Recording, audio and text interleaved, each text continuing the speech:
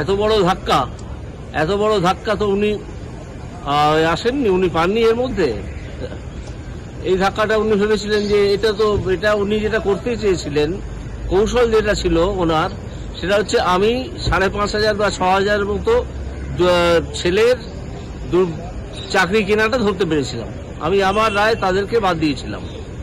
তারপর তাকে যারা অ্যাডভাইস করলেন, তার বড় বড় অ্যাডভাইসার, তার মধ্যে সুপ্রিম কোর্টের কিছু লোকও আছেন, তারপরে কিছু প্রাক্তন জজ আছেন, তারাও তাকে অ্যাডভাইস করলেন যে আপনি ওই যারা ঠিকভাবে চাকরি পেয়েছে আর যারা চাকরি কিনেছে তাদের জোটটা ছাড়াবেন না, তাহলে কোর্ট বাধ্য হবে সকলের চাকরি রেখে দিতে। কিন্তু তারা তো জানেন না যে ঘটনাটা যেটা ঘটেছে, যে ব্যাপক পরিমাণে দুর্নীতি হয়েছে এবং যেভাবে আমি জোট ছাড়িয়ে রেখেছিলাম তার থেকে স্পষ্ট বোঝা যাচ্ছে। একটু আগে আমাদের শুভেন্দুবাবু বলেছেন, আমাদের নেতা, সেখানে যে কিভাবে এদেরকে ধরা যায়, এখনো ধরা যায়, যে কারা চাকরি দিয়ে টাকা দিয়ে চাকরি পেয়েছে। এসবগুলো হাইকোর্ট